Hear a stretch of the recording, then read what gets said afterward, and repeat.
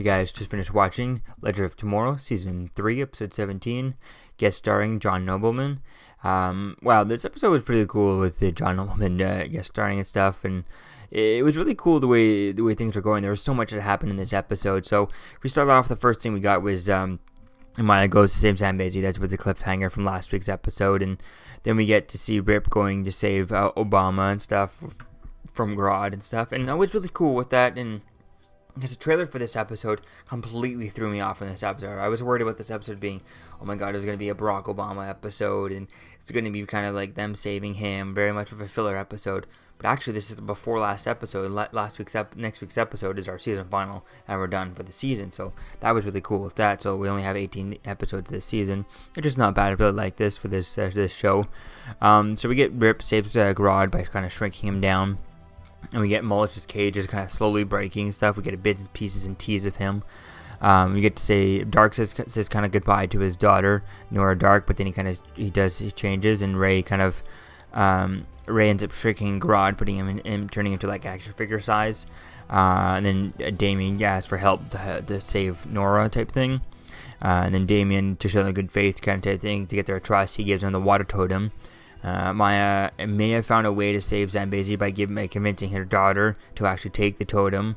And then, but Ava won't confront Rip about her past. She doesn't want to confront Rip about her past, about being a clone and all that stuff. And then we get Sarah kind of goes back and gets some help from Obama, kind of just asks for her for advice and stuff. That's kind of cool with that. And it was interesting with the guy who they got, Obama. He wasn't bad, but just feel like there's other people who could have done his voice just a little bit better. You could have got other people who, I think there was a guy on YouTube who's just known for kind of recreating Obama stuff, like from there was that one guy on that epic rap battle of history, Mitt Romney versus Obama, and I don't know why they didn't just get someone like that. That would have been really cool, especially for having someone who's known for portraying Obama. I think that would have been cool to do that and get someone just a little bit better the voice, just to get it a little bit more accurate. But for what it was okay. He wasn't really in too much of the episode, and if you would have got someone like that, then it would have been probably bigger. And they got John Noble for this episode, so that's pretty cool too. So Maya convinces her daughter to be a tone bearer and use the totem.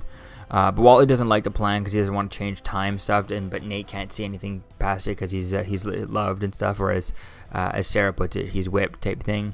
And that was really cool with that. And we get to see then Damien ends up helping them trap Nora on the Wraith Rider using a spell that Constantine told them. So that's going to be cool with that. If I'm not mistaken, Constantine should be in next week's episode too.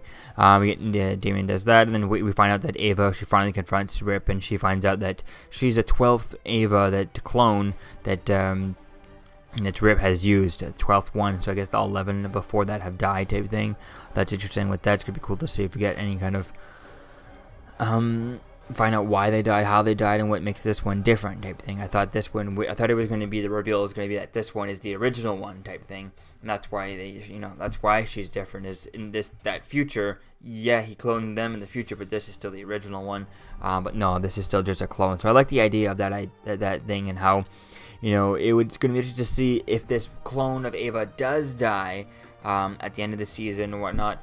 How would this affect when Rip finally goes, yeah, I know, finally goes, yeah, she died, but I can just get another one. Rip gets another one, replaces in the Time Bureau, and takes over as a Time Bureau person. But what does that do for Sarah and her relationship? So I think that could be a cool idea to play with, getting one that kind of maybe has a bits and pieces of their idea of their relationship, but not exactly the same one. So it's not exactly the same thing, but the exact same memories, but kind of bits and pieces. I think it could be a cool idea to play with that later on if she dies throughout the end of the season. I don't want to see her maybe die at the end of this version, this one die, but maybe kind of get replaced by a different one that doesn't have the memories of the other stuff.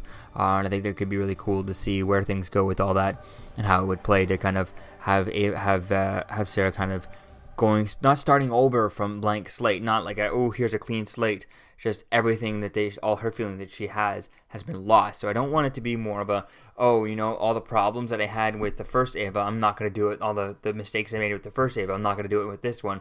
And I'm not going to make it an easy way in to have her restart with another Ava. I'd rather it be like, oh my god, I lost all that with that Ava, and now I have to start all over again with this other Ava type thing. And I think that would be the way to do it, and that would be a fun way to play with it, with dealing with a relationship where she has to start all over again. I think that could be a cool idea to play with that, but they'd really have to make sure it doesn't come off as if it's kind of like, oh, I screwed up with that Ava, I'm now here to get another try to restart from scratch and no more screw-ups type thing, because then that could kind of seem like a little bit too cliche or something like that. So there could be a nice way to do that. I think there's a fine line. There's kind of two different directions you can go with killing off this Ava that we've been following and starting off with a whole new one. But if you do it, if you make it so that she kind of lost that one instead of, oh, she gets to restart again, I think that's the way it could really be cool, playing on with the whole Ava storyline and her being clones and stuff. And then dealing as if the whole thing of having to convince each clone when they find out that they're clones, you're single, you're special, and all that stuff, and explaining that even though Sarah ends up knowing that, yeah, she's just another clone. She's a 12th clone that Rip's used, 13th clone that Rip used, things like that. As time keeps going on, having these different relationships, just telling these clones these things that are complete BS, that are just kind of things to tell them just to get them past through their thing. And I think that's really could be an idea that could be kind of interesting to see that. Also, I would hate for them to, if they did kill off Ava at the end of this season, or this Ava, I'd hate for them to somehow be like, we just took we took this memory chip, put it into another one type thing, or just transferred using Gideon her memories into this. I could see it maybe using Gideon, transferring bits and pieces of the memory, so she has an idea that she is supposed to be in a relationship and be in love with Sarah, but she doesn't remember why or actually have those things. I don't know, it could be an interesting idea to play with that, with a new one where the memories were not kind of full on like sucked from one to the other, as the first one was, one we're following now, was dying. To have it kind of be bits and pieces of it, and she gets fragments of it, and then she kind of starts figuring out that these don't feel like my memories, but at the same time she does want to apply to them. So I think it's really going to be cool to play with that. Having a whole new one has bits and pieces of the 12th, we're going to call this one the 12th Ava, and getting a 13th Ava could be an interesting idea with bits and pieces of the memory from the 12th one, but not exactly moving over the entire memories. That would just be kind of, it would make a death kind of cheapened and kind of pulling the rug from underneath us type thing for no reason. So hopefully if we do get a death, like I said, a completely new blank slate, or just very little pieces from the 12th Ava's memories type thing, and her relationship with Sarah and all that stuff. I think that could be cool playing with that. So we'll have to wait and see where things go with that, but I think it could be cool and could be really promising for that storyline. Then we get Damian tells Sarah that he would take back killing Laurel if he could. Now it's unclear though if that was just him saying that, but looking at him the way he was saying it, his eyes were all red and stuff, and it was just kind of a good scene between the two of them, and in the way he was acting that, it was just kind of, you could feel the emotion inside of him. So it's unclear if he was kind of acting at all, because I could see Damian kind of that playing with all that, or just not admitting to it if he does say that that was all fake. So I think that could be really cool either way, but it was a really good scene between the two of them, in that scene there. And then we get Sarah kind of gives Damian the death totem, because they want to go take all the totems, release Mollis, and then they can attack him. But then Damian ends up turning against them and destroying Zambezi with Grodd, and then they end up.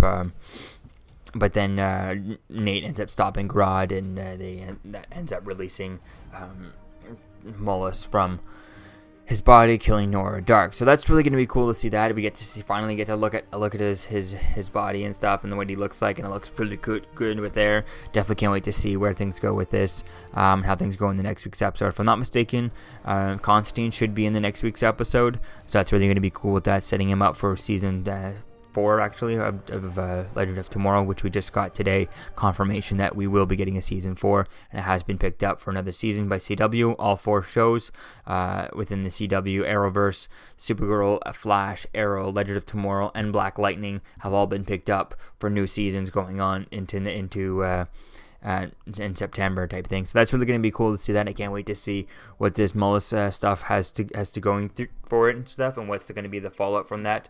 And hopefully this Mullis stuff, maybe he stays out there. Obviously not as the main villain type thing for a season 4 to be reusing the same villain, but now that we're bringing on Constantine full time for next season, he's going to become a legend, part of the recurring permanent character. Hopefully we can bring this up, and now having also Wally, maybe Wally can be set up as a permanent character. Who knows how that's going to play out. And if also I'm not mistaken, Katie Lotz did mention on her Instagram or Twitter that she will be joining the Arrow season final. So that's really going to be cool to see that too. See, which version of her is she in Arrow season final? Is it, obviously if she was done this, and there was a few times, I think Arrow maybe it's going to go a little bit longer since they're not playing with that timeline stuff, whereas the time slot jumping around time slots with Supergirl. This is going to we have one more episode next week, and then we jump back on with Supergirl. So for her to be on the last episode of Arrow, she obviously wasn't filming this. She was free, so they were like, hey, why not throw her over there, right? Jump on Arrow. But is that going to be her actually on Arrow, or is it going to be a flashback that includes her in Arrow? Since it's been a while there has been any flashbacks. I think there's also been some teases as to some other people who might be returning for flashbacks on Arrow too. So who knows? It's going to be cool to see where things go with that, but it would be cool to see her after the season final jumping on Arrow just for the last season and last episode and seeing what that's like. But I have a feeling it's probably just going to be a flashback and not actually the current version of her. And clearly if she's dealing with Mullis and stuff, I don't think she's going to have much time to really and they're going to have like a big cliffhanger for the season final to have her kind of go over to Arrow in between that. I think that could be an interesting idea, but I doubt they'd do that. I'd be more surprised if they did that idea, and it'd be less predictable, and that's why I would hope that they would do that, because it would be the less predictable option for her to do, is actually have her go there rather than just being her filming a flashback. So we'll have to wait and see how that plays on over on Arrow and stuff, and how if it affects here, if it has anything to do with this.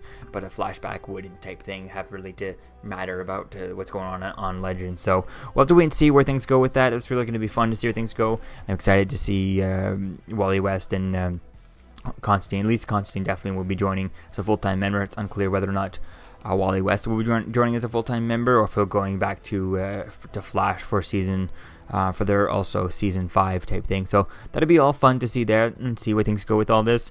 Like I said, having Constantine on here really allows them to kind of turn it up and make the villains even more harder to fill, bigger villains that would need Constantine, and having these characters, because right now they don't have too many big guns on Legends of Tomorrow. I mean, you watch Legends of Tomorrow to see the really big comic book stuff, the really big superhero team. That's a team show, so you need to have some characters who can do a lot of things. Right now, all you have is characters.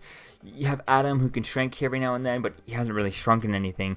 Grodd was the first thing he's shrunken in a long time, and he doesn't do this and fly around in a suit very often. So, and we no longer have the Hawk Girl and Hawkman or Firestorm flying around. So it'd really be cool to have people who have authentic powers, who can really, shoot blasts here. I want to see Constantine, letting his hands on fire again, throwing fireball, throwing magic energy, throwing magic powers, and flying around, doing different things like that. Maybe putting on the helmet of Naboo. That would be really cool to see the Dr. Fate helmet and have him put that on, and then getting even more powerful and just shooting blasts of magic type thing. Things like that would be really awesome to see. And then seeing, so you could have those scenes where I think was it during the crossover when you flew from one character to the next all in one shot type thing, and having those things with just kind of a whole wide shot with powers going all over, all kinds of different powers going all over the screen, and super CGI type thing would be really cool to do that. So having Constantine on the show and Kid Flash definitely does that. Otherwise, you take them away and take Firestorm away, and you have the only one you have who requires CGI is the Atom. I mean, Vixen here and there, but mostly they just kind of press it once. You see a little bit of a thing, and then it's just them fighting. There's no CGI, so I want something that's constantly CGI and just kind of going on all around. So it's really going to be cool to see having fun with Constantine around. And he brings such a another dimension to the Arrowverse that really hasn't been explored too much. Not as much. It hasn't been explored too much. It's been touched upon a little bit more in this season, but really kind of just sprinkled a little bit here and there. I really can't wait for them to take now. Once they bring him on as a full-time member, they can really now just kind of dive deep into the whole magic world and all that stuff.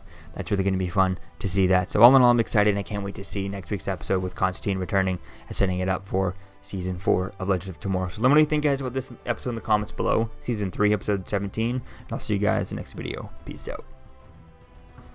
I'm Captain America, here to talk to you about one of the most valuable traits a soldier or student can have. Subscribing. Sometimes is the key to victory. Sometimes it leads to very little, and it seems like it's not worth it. And you wonder why you waited so long for something so disappointing. How many more of these? You're still here.